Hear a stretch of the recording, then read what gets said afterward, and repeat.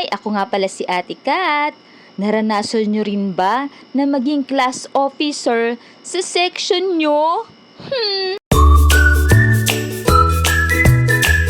Okay, class, magkakaroon tayo ng election ng class officer. Any nomination, please raise your hands. Jones, di ba? Naging president ka namin last year. Ikaw na lang kaya ulit ang maging president namin. Ha? Ako? Magiging president ulit? Ayoko nga. Ang hihirap nyo sawayin last year. Kung gusto mo, ikaw na lang. Ano-ano nga ba ang mga katungkulan ng mga class officers na na-elect sa isang section? President or ang Pangulo? Hi ma'am, I nominate Jones for the position of President. Siguro pinag-usapan nyo no, na akong iboboto no? Hala ko? Ang class president, siya ang katuwang ni teacher sa pamumuno sa klase at nagpaplano at nagpapaalala ng rules or gawain na hinabili ng advisor o guro. Dapat siya rin ang maging role model ng mabuting pag-uugali at gawain para pamarisan ng mga kaklase. Vice President o pangalawang Pangulo. Ma'am, I highly nominate Andrew for the position of Vice President. Nag-nominate kasi dalawa siya eh. Kala mo Vice President. Siya ang katulong ng presidente sa mga plano at gawain sa loob ng klase. At siya din ang humahalili o representative kapag absent or may ibang gawain ng president. Secretary or kalihim. Okay, class, copy nyo yan. Mag-check ako mamaya ng notebook nyo. Dapat meron yan. Secretary, saan papunta yung sulat mo? Mukhang lilipad na yan eh.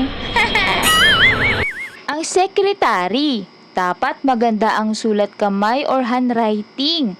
Tapos, taga-sulat siya ng teacher ng mga aralin sa blackboard.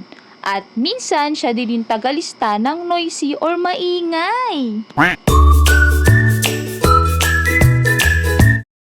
Siyempre, ang muse at ang escort. Okay, class, the table is now open for the nomination of muse and escort. Ma'am, ako po. I nominate po Anya for muse. Ay. Hala, bakit naman ako? Naku, nakakaya naman. Now we have elected our muse. Now the table is open for nomination of our escort. Any nominees? Please raise your hands. Ma'am, I nominate myself as escort of Miss Anya.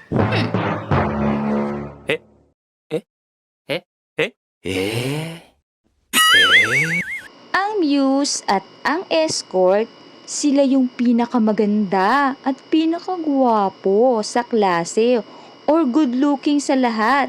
Representative sila ng section kapag may contest or mga parada.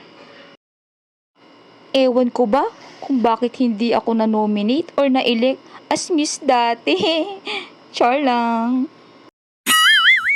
Treasurer or ingat yaman. Ma'am, ako po, iboboto ko po si Mary. Pangalan pa lang po mapagkakatiwalaan na po siya.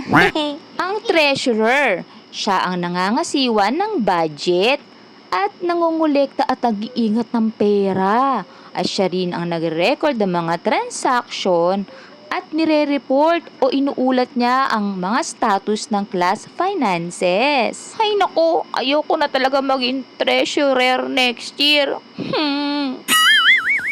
Sergeant at Arms. Sila ang tagapagpanatili ng kayusan sa room. Tumutulong na ipatupad ang mga patakaran o rules at tumutulong din sila sa paghahanda at pagliligpit ng mga gamit sa loob ng classroom. At ina-assist nila ang guro at ang kasamang mga class officers. Pag di talaga kayo tumigil dyan, Sasabihin ko talaga kay ma'am na puro TikTok lang ginagawa nyo, hindi kayo nag-review.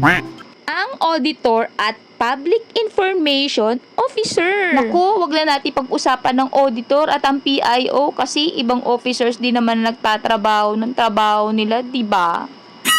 Hehe, char lang. Pero real talk talaga, based kasi to sa experience ko. At kung bago ka lang sa aking channel, please subscribe and follow me naman. At paki-like and share na rin ang aking mga videos. Thank you for watching! Bye-bye!